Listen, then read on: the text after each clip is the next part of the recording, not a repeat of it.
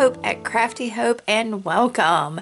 It is week 20, oh my goodness, of Crafty Hope prompts. This is a prompt challenge I've developed for myself in which I am pulling 3 prompts a week and altering a playing card to build up a prompt deck. So basically I alter the card with the prompts that I draw. That's not a great example. It's kind of hard to see. That one's a bit better. So I have 3 prompts, I alter my card, and then later in the week I use those prompts to make a larger project. This is so that later on next year when I finish, or the end of this year when I finish this prompt deck, I have a full deck of cards with loads of prompts on them. So I'm looking forward to using it when I finally get it done, but for now it's been a lot of fun building it. I welcome you to play along with this challenge. You can make your own prompt deck by drawing your own prompts. I'll have a full list of 156 prompts that I have below if you want to use those.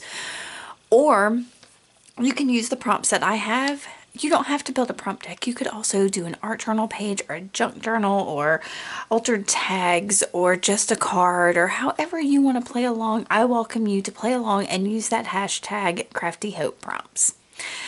Okay, I hope that was all clear and through. It is time to draw week 20's prompts. If you have any questions about any of that, go ahead and ask me below. I would be happy to answer them. Let's see. I'm going to put these aside and open my tin full of prompts. And we're going to get prompt number 1 out if I can get a hold of one of them. Okay, so this first prompt is going to be Paperdoll.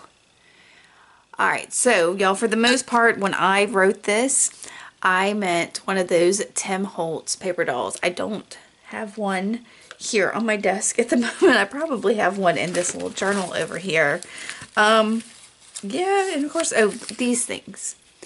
So basically, they're just little photo cutouts. So if you don't have a paper doll, you could take a photo of some kind or a magazine image and cut out that image. Or you could make those old-fashioned cut-apart paper dolls. You know what I mean? So take paper doll, use that any way you want, whether it's the Tim Holtz ones or making your own in some way. But it's just that kind of image of some kind of doll or human shape. Okay, all right, so that's paper dolls. Number 1, I'm happy with that one. Number 2, oh, I got 2 out here. What should I do? I'm going to just put one back because I didn't see it. This one is black marker. So that's easy enough. That can be any kind of marker. You can use a Crayola marker or a Sharpie marker or a paint marker or just any kind of black marker. I guess a like this, one of these Faber-Castell Pitt pens would be a black marker. I'm trying to think what else. Yeah, even a China marker could be a black marker. I'm having trouble getting that back in there. So just a black marker of some kind. Paper doll black marker. I'm already seeing an outline around a paper doll. How about that? We'll see if that works out. All right, prompt number 3 is words, y'all. This is just making itself, isn't it? Words, that's pretty easy for me. When I put words on here, that either means to use some kind of sentiment, a sticker, a Tim Holtz chit chat, something cut out of a dictionary or an old book, or you could even write in some words. I know Stacy of the Flighty Rambler uses one of those label makers and to put words on a lot of her altered art, so you know, anything that's got some words on it. So all right, this is all right. I am happy with this week's prompts as well. Last week's were good, this week's are looking good. I'm going to pull out my card and I guess grab some paper dolls, a black marker, and I'll hold off on the words for the moment, but let's get to it. Easy enough. All right, paper doll. I grabbed some of these smaller paper dolls. I do have most of mine separated into the small, medium, and large. So I just grabbed a little stack of the small ones because I think they're kind of the perfect size for a playing card. So I've got this little stack for black marker. I kept that Pitt pen out along with a Sharpie and an ultra fine marker. I have other black markers if I want to grab them, like the Sharpie paint pens, which they call, what do they call them? Paint markers. I thought Oh, they call them water-based paint pens. So maybe that wouldn't work. Anyway, I've got black pen markers. Overexcited about this, y'all. And then words.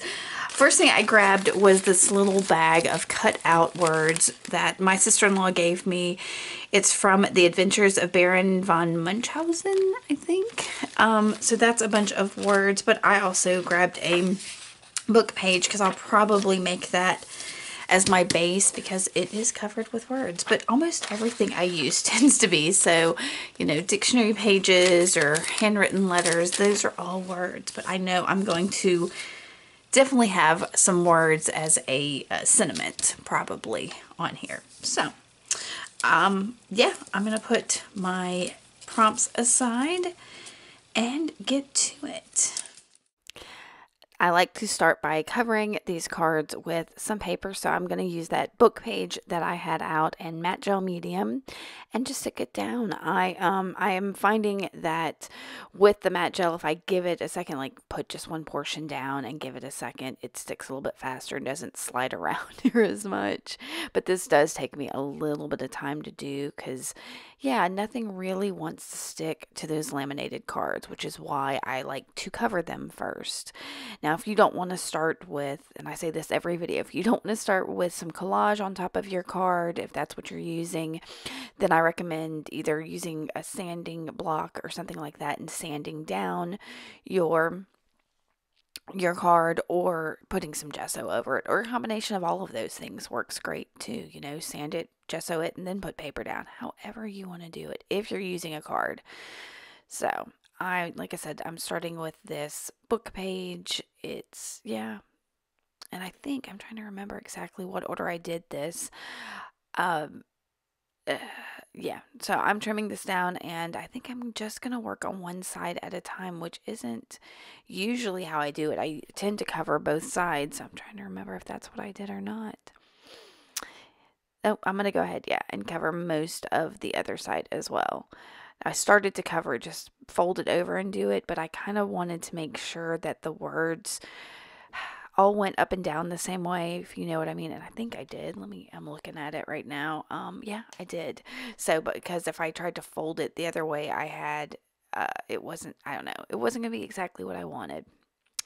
So, and I'm trying to tear most of this off. I think I'll trim it down as well. And I'm going to add some of those offcut pieces to one side of it, and just add a little more texture.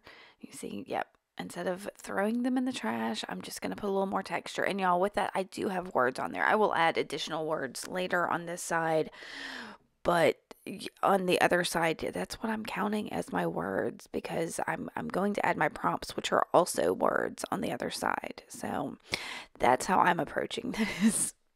You go for it anyway. Like I said, the sentiment is the perfect way to do this. And because I had it sitting on my desk, there's a piece of, what do you call it? Sewing pattern paper that I decided to just throw down on top of that. I don't know. It helped give a little more texture. Now, I wanted some color on here, so what I grabbed first were these distress stains. I love them. I hardly ever use them. And that one was Blueprint Sketch, and then this one is Frayed Burlap. Now, I have to admit to y'all, for some reason, my Frayed Burlap distress stain comes out green. It's just how it's always come. I don't know if it was like a mistakenly labeled one or something in, like it went bad and turned that color or something. But basically, I've got a blue and a green down on here that I'm really digging. Those are two of my favorite colors, and I'm going to try it super quick and come back in with, y'all, I don't even know that. I think that was a bottle of some kind of paint, acrylic craft paint that I had, that the bottle broke, I think. And so I put it in this like Dollar Tree container, so I can't even tell you anymore what color that was. But I was feeling a little more green, so I'm just putting some little dots down on it. I thought I was going to use the yellow I also had pulled out, but decided against it. Now, once that paint was dry, you can see I've picked out that gentleman over there of my paper doll, and I'm using a rusty hinge and one of my hand-carved stamps just to make some marks on the background, and I'm going to wet those real quick. It is kind of my jam to, once I stamp something with a distress oxide or distress ink, to blur the edges a little. I don't know why. Yeah. And then I wanted some more of that rusty hinge on there, so I'm going to put it on a piece of plastic and get a really wet paintbrush and splatter just to get that rusty hinge elsewhere on the page. It doesn't make a huge difference, but it's nice that it's on there.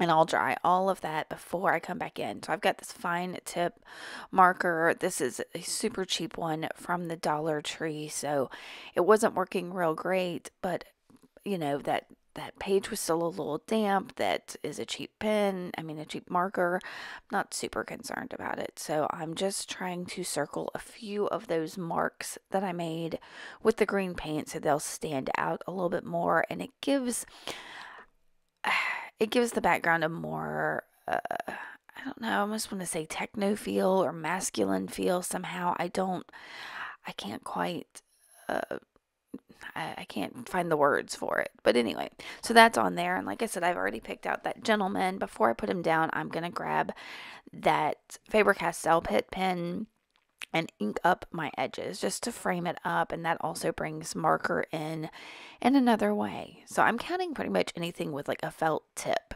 as a marker, I suppose. That's my general vibe when it comes to markers. Is there something else that defines marker than that? Let me know. Let me know if I'm misdefining marker in some way. But I consider if it's got a felt tip, it's a marker. I know there are felt tip pens, but they're pretty much markers, aren't they? So I'm going to sort through these words, and it took me a little while, and I finally found one, and that was mostly good. I tore part of the word off, but it says, "This was a good opportunity to discover." And that's what I feel like that this prompt card project is for me, is an opportunity to discover my materials and play with them and different ways to use them, and that, so I thought this phrase was really perfect. Now that Paperdoll's hand looked like it was kind of resting on something, so I'm going to make sure it's on top of one of the lines of that word or that phrase, just so that it feels a little more natural. And I'm sticking it down with my Oohoo glue stick. And I think my last little step is I'm going to take that Pitt pen and add some shadow both. Oh, I've got to glue down my Paperdoll. I'm also using the Oohoo for that. And it worked. I was surprised. But these aren't as thick as some of the other products. Then I'll take the Pitt pen in here just a second and add some shadow to both the Paperdoll and my words, just to give them, I don't know, have them stand out a little bit more. And that'll be my decorative side of my prompt card done. I will flip it over to what I consider my functional side and work on it. Now, really, my functional side, I just want to include most of the prompts on there and then put the actual prompt words on top. So what I decided to do, since one of the prompts is black marker, is to use black markers in my favorite way, or one of my favorite ways, which is to like doodle. And neurographic doodling has been such a passion of mine for I don't know, 2 years now maybe, that I decided that's what I was going to do. I did have to go through a couple of, I've pretty much destroyed every Sharpie I get, so I have to try all of them until I get one that works.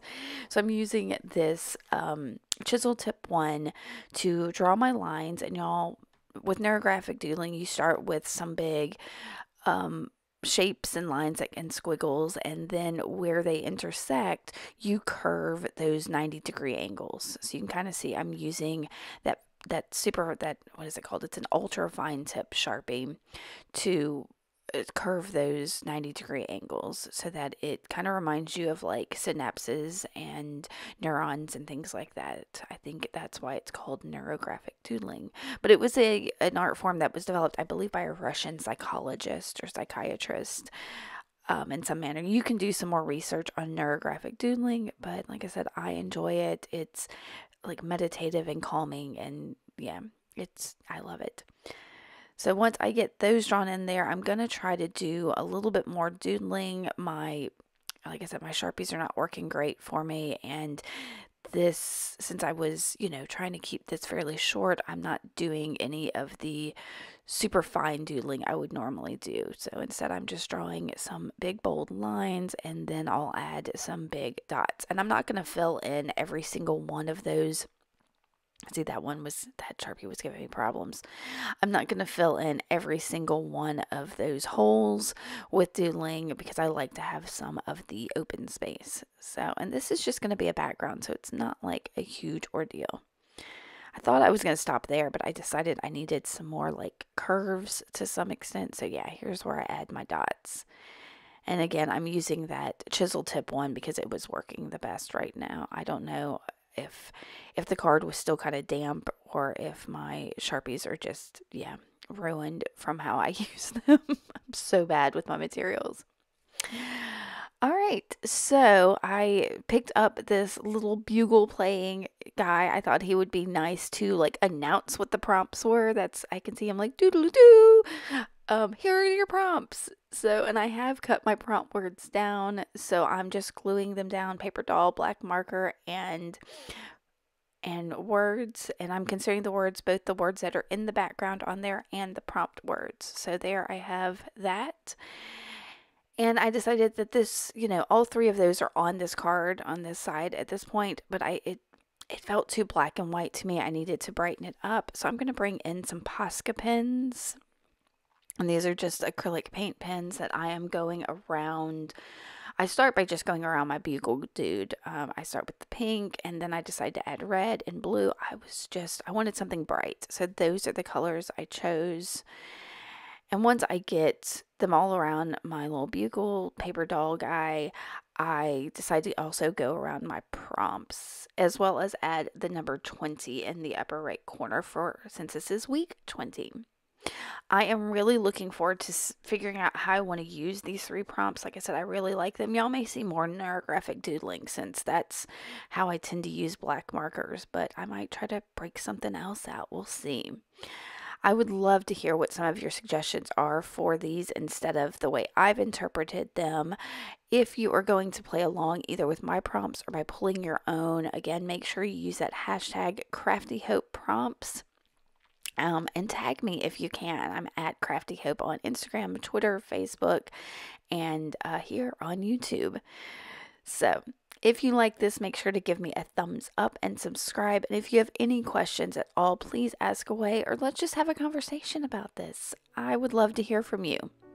All right, guys, thanks so much for coming by and watching and sticking through this. And I am looking forward to seeing what you create. Have a beautiful week. See y'all soon. Bye.